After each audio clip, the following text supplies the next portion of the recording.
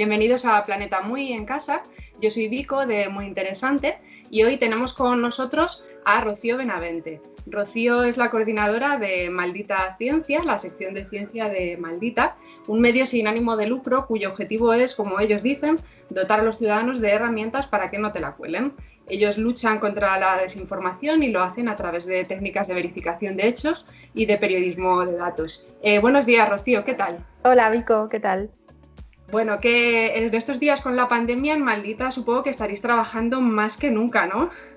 Sí, han sido unas semanas, ya meses, absolutamente desbordados de desinformación, cosas que había que explicar muy bien, bulos que desmentir.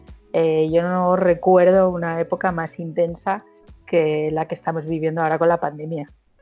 Claro, es que además especialmente nos toca mucho en materia de ciencia, ¿no? Porque, bueno, estos días el WhatsApp de todo el mundo echa humo con todo tipo de bulos y rumores, también políticos, sociales, pero bueno, en materia de ciencia yo creo que estamos todos ahí muy a la expectativa. ¿Cuáles han sido los temas por los que más os han preguntado vuestros lectores? Pues es verdad que la ciencia y la salud han tenido un papel central en este tema y claro, son asuntos en los que mucha gente nunca ha buscado información activamente, ¿no? Porque, bueno, pues sí que hay un interés, pero quizá no como el que ha habido ahora.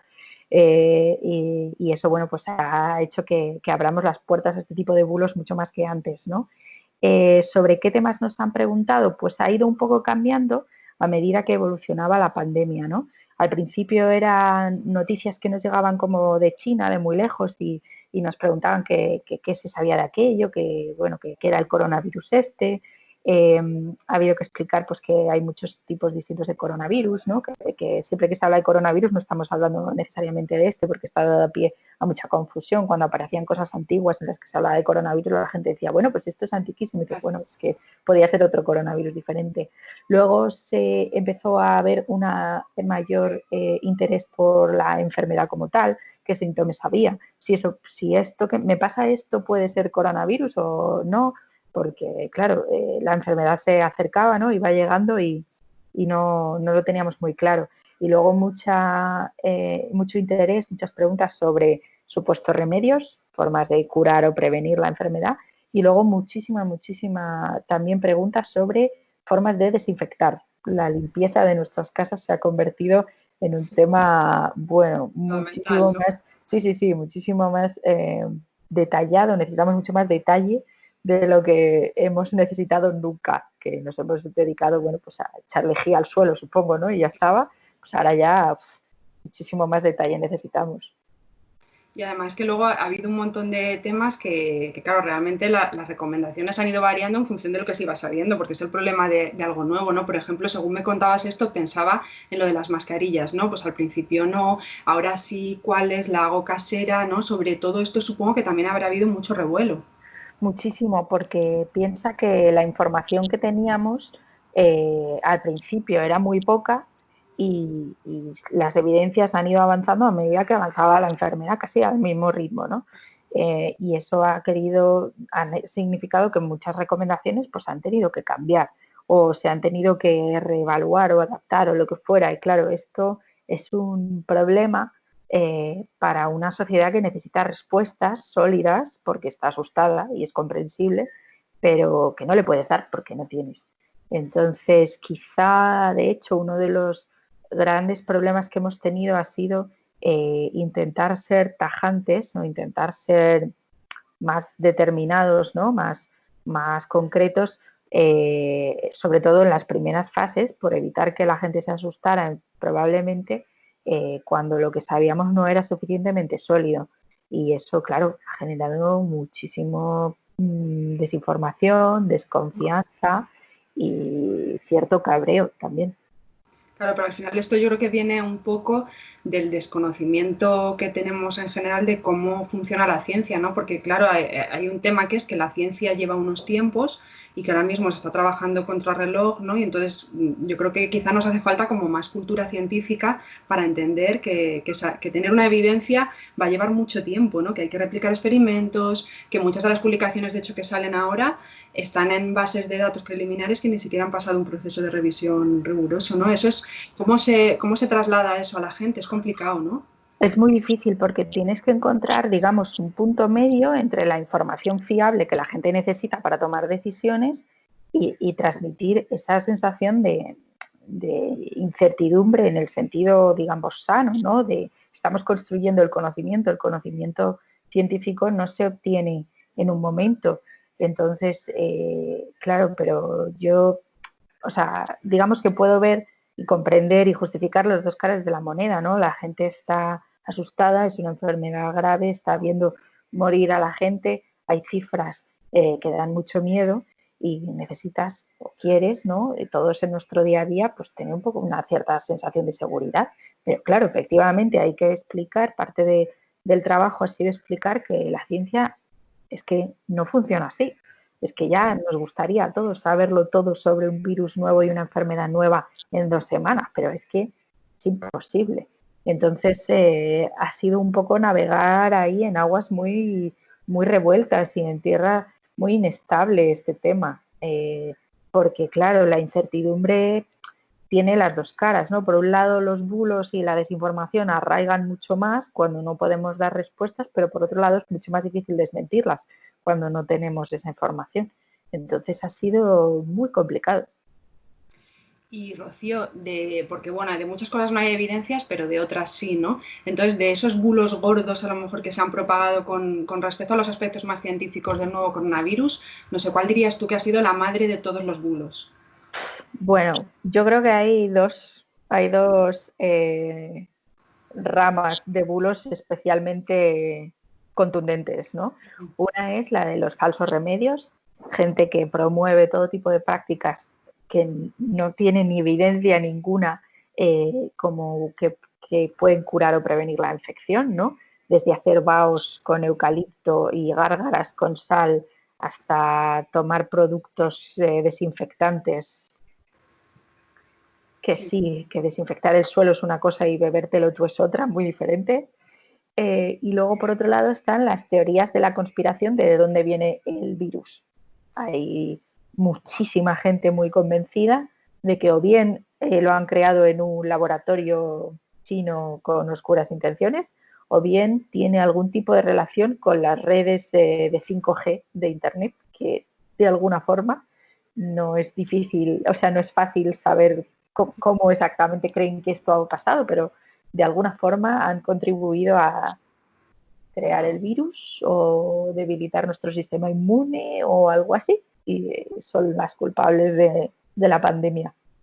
Y al final son bulos peligrosos, ¿no? Porque sobre todo el tema de los remedios caseros, bueno, ya sabemos que ha habido casos de intoxicaciones, de hecho, de gente que ha bebido lejía, y también porque nos pueden dar una sensación de falsa seguridad, ¿no? O sea, yo hago unas gárgaras y ya puedo salir a la calle y saltarme las medidas, ¿no? Que eso es o sea, al final es un problema real, ¿no?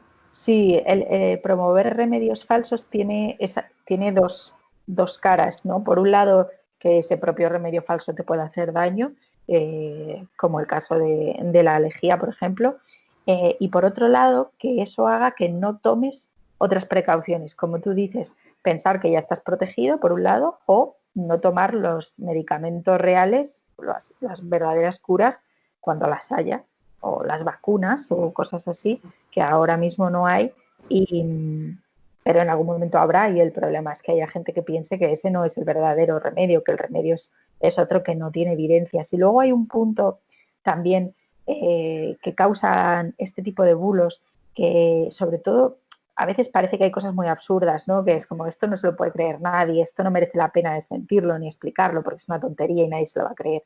Pero yo creo que eso no es verdad porque creo que hasta los bulos más absurdos crean un barrillo, ¿no?, de desconfianza de la gente en los medios de comunicación, en la información oficial, en este tipo de cosas que con un solo bulo quizá no, pero van generando esta sensación de no te puedes creer nada, todo lo que dicen es mentira, que es muy dañina también, porque hace que la gente no se fíe de la información, de ninguna información, tampoco de la buena.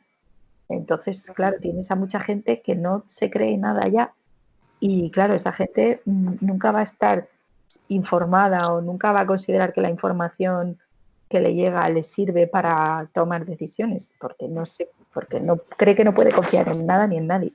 Y Y además es un problema. es muy difícil luchar contra los bulos, ¿no? Había un estudio por ahí que decía como que los desmentidos se propagan, se hacen mucho menos virales que los propios bulos, y eso es algo contra lo que lucháis vosotros, de hecho, ¿no? Con hacer viral también el desmentido del bulo.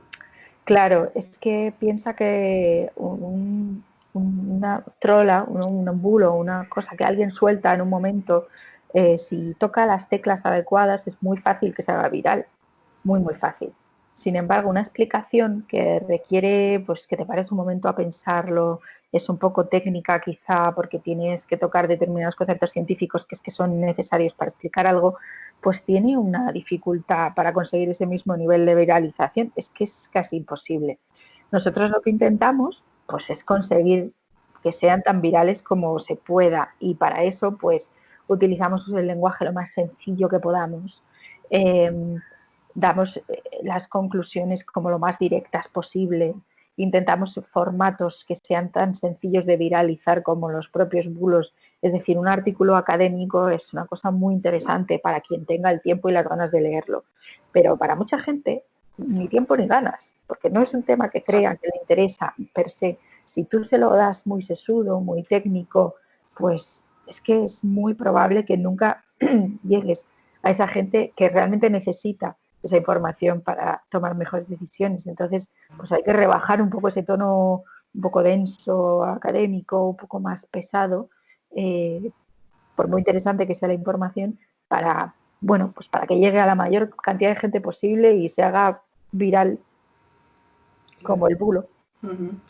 Y bueno, tú que eres experta en cazar bulos, pues ahora que nos llegan tantísimas informaciones por WhatsApp, yo creo que nadie está libre de caer en ellos, o sea que todos nos creemos muy listos y demás. Entonces, no sé, ¿qué consejos nos darías para decir, uy, esto que me llega hay que desconfiar, ¿no? ¿Qué consejos nos darías para no contribuir a viralizar esos bulos que hacen tanto daño?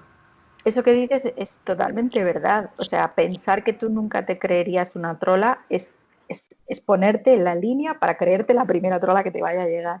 Hay que ser muy conscientes de que no sabemos de todo y de que tenemos nuestros sesgos. Eso también a veces nos hace muy susceptible a creernos trolas que vienen de nuestro propio bando, digamos, perdón, ya sea político, ya sea científico o lo que sea, ¿no? Entonces hay que ser consciente de eso. Trucos para intentar determinar si algo que te ha llegado es un bulo. Si da soluciones sencillas a cosas muy complicadas, por ejemplo, o sea, este virus está matando a miles de personas, que alguien te cuente que tiene la solución, no sé yo qué decirte, regulín.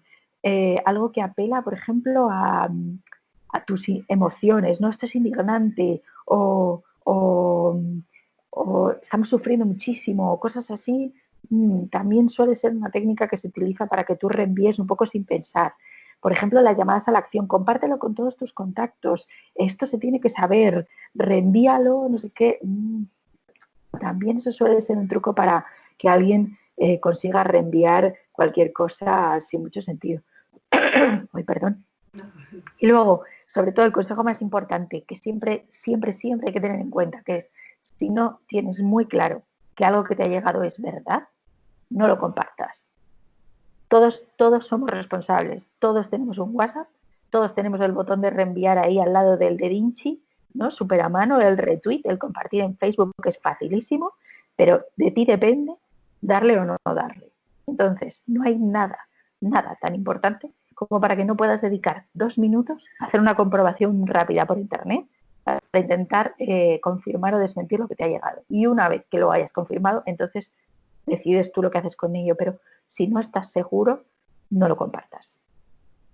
Pues nada, a ver si nos quedamos todos con ese mantra para no contribuir a expandir desinformación y bueno, en todo caso, cuando tengamos dudas, pues ahí os tenemos a los expertos también para consultarnos y que nos ayudéis a verificar. A nosotros se nos pueden enviar todas las cosas que os lleguen raras. Estamos por Twitter, Facebook, correo electrónico, todo. Se puede entrar en maldita.es y ver ahí todas las formas de contacto. Nos enviáis lo que os llegue, que nosotros lo miramos. Vamos despacio porque nos han llegado muchísimas, pero intentamos comprobarlo todo.